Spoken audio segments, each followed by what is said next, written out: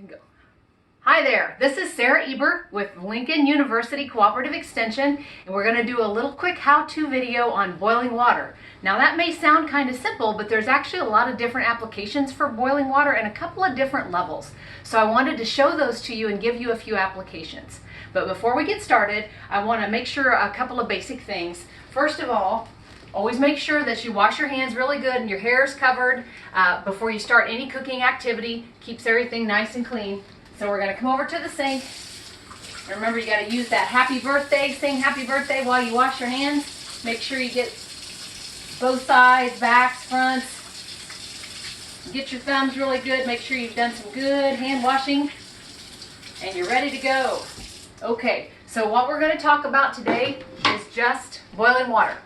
And that seems kind of simple, but it's typically used for starchy foods. Things like rice and pasta. You'll need a full rolling boil. So what you want to start with is a nice clean pan and a little bit of water. So I'm just going to fill the pan up and show you how we get started. Now the other piece of this, one of the things that actually helps water boil a little bit faster is if you put in a pinch of salt. Now I'm going to qualify that because a lot of people are trying to watch the amount of sodium they're taking in to help with their blood pressure and other issues. And that's exactly what we all probably need to do. But in order to get your water to boil, literally just a pinch of salt is all that's necessary to make it do that. So you turn your burner on medium. Now depending on the size of your oven and the stovetop you're dealing with, notice here, this is a fairly large flame and this is a fairly small pan. So this is going to boil pretty quickly. But while it's boiling, water will always boil if you cover it quicker. So for instance, if you're trying to, we'll talk about steaming vegetables in the next how-to video, but anytime you want that water to boil or get hot faster, you want to put the lid on. We went ahead and started some water a little early because I want you to see what a rolling boil looks like. And this is what you want the water to be doing when you put pasta in it. Typically, the label ingredients will say, bring the water to a rolling boil. And then you put in your pasta, and that is a rolling boil. Now, the tricky part about boiling, especially when you're following recipes, is sometimes the authors of the recipes will say something like a low boil, when really what they're talking about is actually a simmer. So I'm going to show you what a simmer looks like. So right there, this water is hot, but notice how when I turn the heat up, now we're starting to move into the rolling boil. That's too much action for a simmer. So when you turn it down to low, now notice, we barely have any bubbles. And this is actually the best way to cook soups and stews and slow cook dishes with tough meat, because that slow simmer will tenderize those things and bring the flavors out. So now let's go ahead and check and see where we are.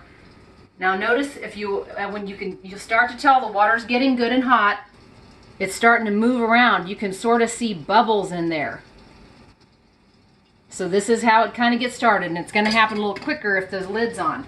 Now you can also tell a full rolling boil by using a thermometer. A full rolling boil will hit about 212 degrees on the thermometer.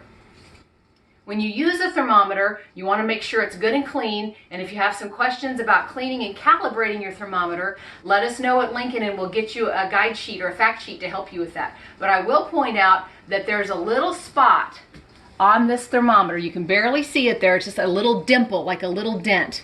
It's really important that that is inside whatever you're measuring. So today, to see that how hot our rolling boil is, we're going to make sure that dimple gets down into the water.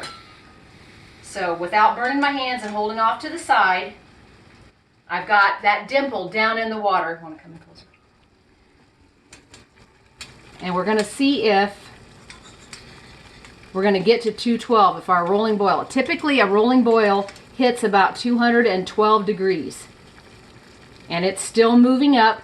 So while we give it some time to do that, let's check back. Now notice there's bubbles in there. We are getting close to getting this water into a boil. Now, the trick is, depending on the food you're preparing, you'll want a rolling boil or you'll want to bring it to a simmer. As soon as you put the food in the water, it reduces the temperature, so the boiling will settle down a little bit. So with pasta, you have to bring it back up to a rolling boil, and for some things that are simmer, you actually turn it down after the fact. Now notice here, we're getting pretty close to hitting that 212, so our rolling boil is about the right temperature. So this is what a boil looks like.